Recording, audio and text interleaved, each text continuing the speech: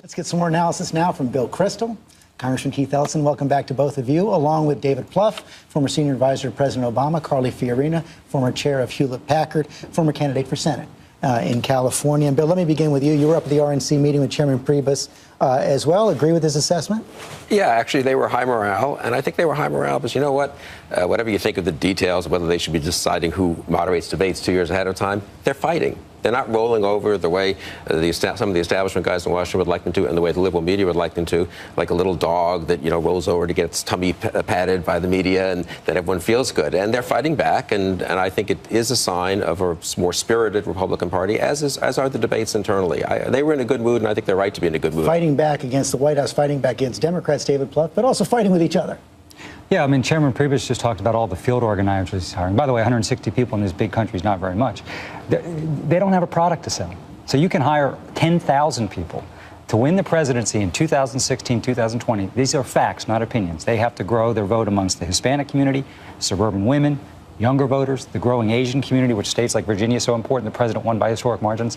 They're not rehabilitating. They're retrenching after the election loss. And so I don't see any evidence that in terms of their appeal, what are they going to say to those voters? And on an issue like immigration, it's not just the Latino community, it's younger voters too.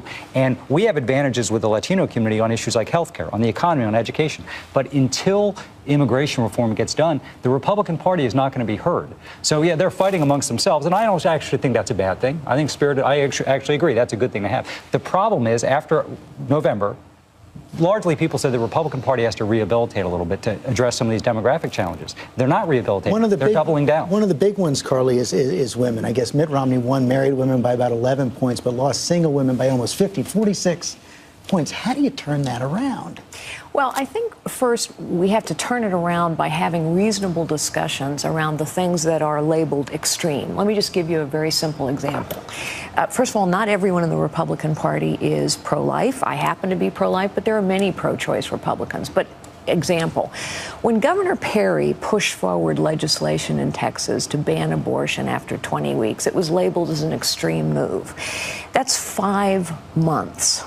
5 months. There are only 4 countries in the world that legalize abortion after 5 months. China, North Korea, Canada, and the U.S. It's actually not a particularly extreme position to say a woman needs to have a choice up to 5 months. And then there really has to be a medical reason. But it got cast as a very extreme point. I would be willing to wager that there are many, many single women who are pro-choice who say, you know what? 5 months sounds reasonable to me. So I think part of the Republican Party's challenge is to not fall into the trap of having issues cast the way our political opponents want them cast, and be willing and courageous enough to actually have the debate on our terms. We're also seeing a strain in the Republican Party that, you know, may find out places where you agree, for example, with Rand Paul on issues of foreign policy, cutting off aid to Egypt, but that creates real divisions inside the Republican Party.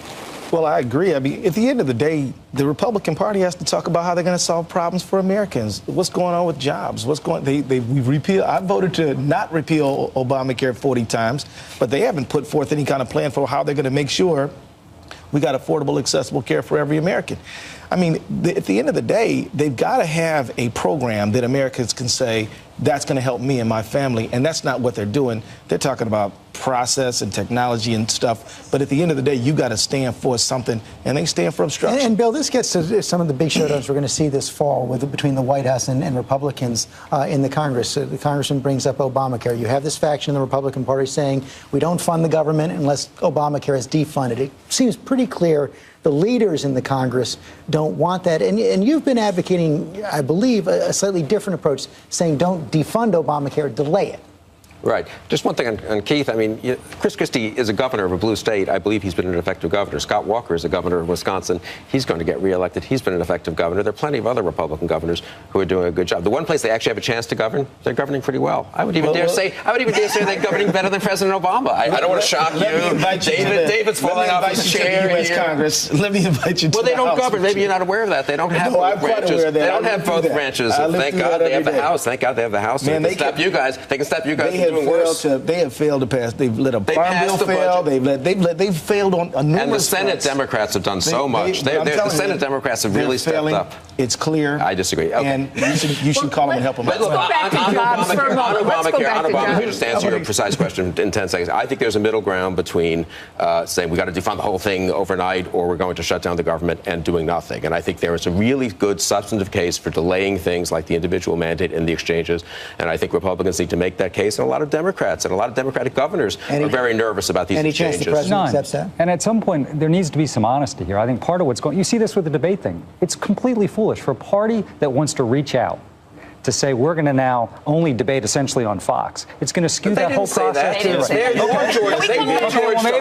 will host it. Okay, let's come back for 1 second. Why are you afraid of debates? I'm not afraid of Because what's going to be debates. said on those stages to secure the Republican nomination is going to cause huge problem in the general election. It happened with Mitt Romney. It will happen in 16. Governor Christie, this is probably a kiss of death for him, for me to say this, he would potentially be a very strong general election candidate. In the current Republican Party that's going to show up to decide the nomination in 16, someone like him can't win, in my opinion. All right, let's go back. No, I do not agree with that. But let me go back to David's point. We don't have a product to sell. I hope Paul Ryan Let me wins. talk about young people for a moment and jobs. So unemployment among youth is at historic highs in inner cities as well as people coming out of college. And there is nothing that is appealing to a young person about the solution to every problem being a large, bloated bureaucracy that cannot be held accountable and whose budget continues to rise year after year. The Democrats have a single product, which is let us centralize decision-making, let us create a government program to solve a problem. And what we're seeing, whether it's the IRS or whether it's the debate about national security, is we cannot hold these bureaucracies accountable. We do not know what they're doing, and the programs are ineffective. And we're seeing that with the rollout of Obamacare as well. Young people don't care about bureaucracy. They care about a job. That's they care right. about They don't getting have one a job right now. Because they don't have and one. the Republican majority in the House has obstructed at every single turn. Oh, it's so easy to blame the Republicans. The Democrats are in charge, but the Democrats are in charge of the national government. And we have not. And you know what? Under Obama, the jobs picture has been brightening. Not enough, but not with any Republican help. And I might want to point this out to you with pure obstruction from the Republicans. But I might point out to you that building our nation's infrastructure, which would help jobs, is actually a good thing. It's something the president has proposed. Democrats have supported. Republicans need stimulus didn't work. Okay, let Bill Kristol in here and then Dave Plouffe. But is the implementation of Obamacare helping create jobs or hurting job creation? Just an empirical question. You think there will be more jobs? If Obamacare were delayed for a year, you don't think that would help job creation with small businesses? I think that it would help jobs if we get 30 million more people access to health care. It would help those people. It would improve their family budgets. We certainly will. And I'm telling you, in states that have embraced it, we are doing fine. Let me tell you, in Minnesota, we're very proud of the exchanges. There's no way we would delay it because the uninsured are looking forward to being. Why did the president delay the employer mandate across the nation for years? It's working so great. It would help jobs. Why would he delay it? Big problems need big solutions, which need flexibility. Yes, so delay the individual mandate too. That's not the problem. The problem is that there are those exchanges are all going to be set up perfectly. Well, we'll see whether young people sign up, which is the test of whether it works. This is the question. I want to bring that to David Plouffe. This is all coming up on a lot of deadlines hitting on October 1st. The government funding runs out, but also you begin to sign up people for the exchanges. It is true that if people don't sign up, this is not going to work. Young people in particular. I'd say that I find it ironic, the criticism of the president and our party generally is we never listen to business, we dictate. Now we're listening to business, give them a little flexibility. It's the worst thing in the world. It doesn't make any sense. I think the Republican Party, by the way, is going to pay a big price in 3 or 4 years down the road because what they've said about Obamacare is not going to come to pass. It's not going to kill the economy.